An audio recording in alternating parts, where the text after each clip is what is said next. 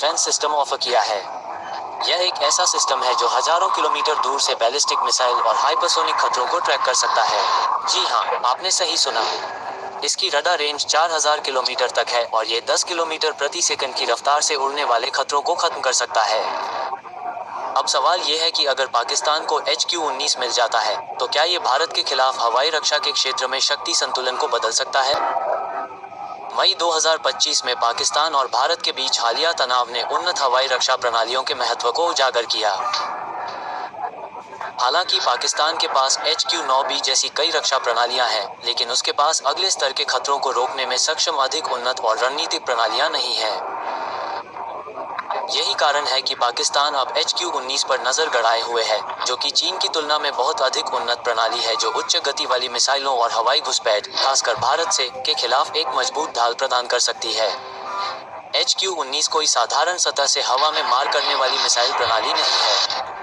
ये बैलिस्टिक मिसाइलों और हाइपरसोनिक ग्लाइड वाहनों को उनके अंतिम उड़ान चरण में रोकने के लिए बनाया गया है, जो कि अधिकांश सिस्टम का पता भी नहीं लगा सकते हैं। उन्हें मार गिराना तो दूर की बात है।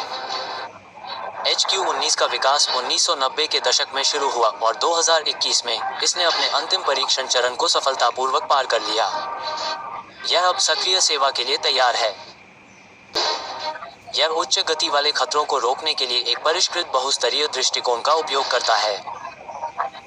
इसकी क्षमता को सबसे पहले इसकी असाधारण लंबी दूरी के प्रकार 610A रडार द्वारा सक्षम किया गया है, जिसकी कथित तौर पर 4000 किलोमीटर तक की पहचान रेंज है। यह एक व्यापक दृश्य और अतिरिक्त प्रतिक्रिया समय प्रदान करता है, जिससे सिस्टम न केवल बहुत पहले खतरों का पता लगा सकता है, बल्कि सफल अवरोधन के लिए आवश्यक उच्च परिशुद्धता के साथ प्रक्षेपवक्र गति और रडार हस्ताक्षर जैसे महत्वपूर्ण मापदंडों का भी विश्लेषण कर सकता है। उपग्रहों और अन्य प्रारंभिक चेतावनी प्रणालियों के साथ इसका एकीकरण इसकी क्षमताओं को और बढ़ाता है। दूसरी प्रमुख विशेषता इसकी 2 चरणीय ठोस ईंधन इंटरसेप्टर है, जो उड़ान के विभिन्न चरणों के दौरान अत्यधिक जोर देती है। यह उन्हें उच्च ऊंचाई और गति तक तेजी से पहुंचने में सक्षम बनाता है, जिससे आने वाले लक्ष्यों पर त्वरित जुड़ाव और विनाश संभव हो जाता है। इंटरसेप्टर 200 किलोमीटर दूर तक के टारगेट को 10 से 15 मैक की जबरदस्त स्पीड से भेज सकता है, यानी यह 1 मिनट के अंदर खतरे को भांप सकता है। यह एक रणनीतिक मिसाइल डिफेंस सिस्टम है जो बैलिस्टिक मिसाइलों, हाइपरसोनिक ग्लाइड व्हीकल्स और संभावित रूप से उपग्रहों या अंतरिक्ष आधारित खतरों को पृथ्वी के वायुमंडल के बाहर, बीच में या अंतिम चरण में रोकने में माहिर है। कथित तौर पर यह भारत की AGY-P और AGY-5 बैलिस्टिक मिसाइलों को भी गिरा सकता है, जिसमें MIRV क्षमता वाली मिसाइलें भी शामिल हैं। इंटरसेप्टर मोबाइल प्लेटफॉर्म पर लगे होते हैं, जिनमें से प्रत्येक में 6 रेडी टू फायर HQ-19 मिसाइलें लगी होती हैं, जिससे तेजी से तैनाती और लचीलापन सुनिश्चित होता है। आप सोच रहे होंगे कि अगर HQ-19 इतना ही उन्नत है, तो चीन ने रूस का S-400 एयर डिफेंस सिस्टम क्यों खरीदा? दरअसल ऐसा इसलिए है क्योंकि HQ-19 और S-400 अलग-अलग रणनीतिक भूमिका निभाते हैं। HQ-19 मुख्य रूप से बैलिस्टिक और हाइपरसोनिक मिसाइलों जैसे लंबी दूरी के खतरों के लिए बनाया गया है, खासकर वे जो ऊंचाई पर या वायुमंडल के बाहर उड़ रहे हैं। दूसरी ओर S-400 एक मल्टी रोल सिस्टम है, जिसे विभिन्न रेंज और ऊंचाई पर विमान, क्रूज मिसाइल और कुछ बैलिस्टिक मिसाइलों को मार गिराने के लिए डिजाइन किया गया है।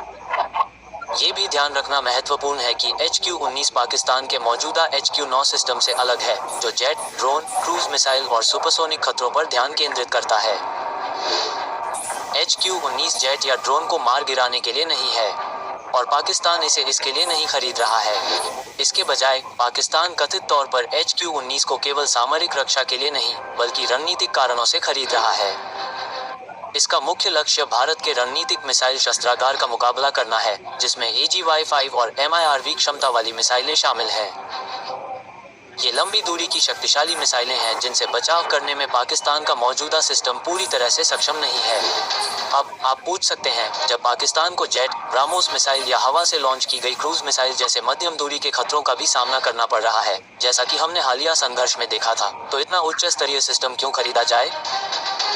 बात यह है, HQ-19 4000 किलोमीटर दूर से ही खतरे का पता लगा सकता है।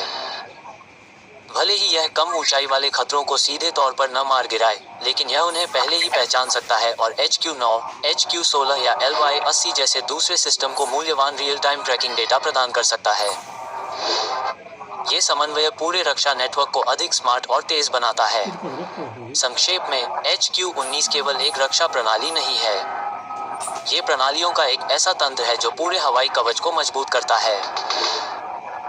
ये लक्ष्य की ऊंचाई और रडार क्रॉस सेक्शन के आधार पर भारतीय हवाई क्षेत्र के अंदर उड़ने वाली किसी भी चीज का संभावित रूप से पता लगा सकता है। इसका मतलब है कि भारत जो भी लॉन्च करता है, चाहे वह बैलिस्टिक मिसाइल हो, हाइपरसोनिक हथियार हो या कोई विमान हो, रडार उसे मौजूदा सिस्टम से कुछ मिनट पहले ही पहचान सकता है, जिससे पाकिस्तान को अवरोधन और संभावित जवाबी कार्रवाई के लिए तैयार होने का मूल्यवान समय मिल जाता है। इसके अलावा यह वास्तविक समय में भारतीय विमानों की गतिविधियों, मिसाइल परीक्षणों या किसी भी असामान्य सैन्य विकास को स्थायी रूप से ट्रैक कर सकता है। ये क्षमता केवल अवरोधन से परे है। ये सैन्य रणनीति की योजना बनाने और उसे क्रियान्वित करने में महत्वपूर्ण भूमिका निभाता है।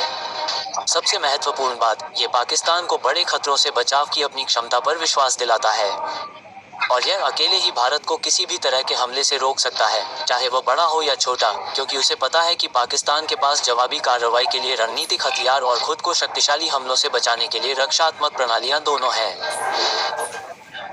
अगर यह सौदा हो जाता है, तो HQ-19 पाकिस्तान की रणनीतिक हवाई और मिसाइल रक्षा की रीढ़ बन सकता है, खासकर भारत के बढ़ते मिसाइल शस्त्रागार के खिलाफ।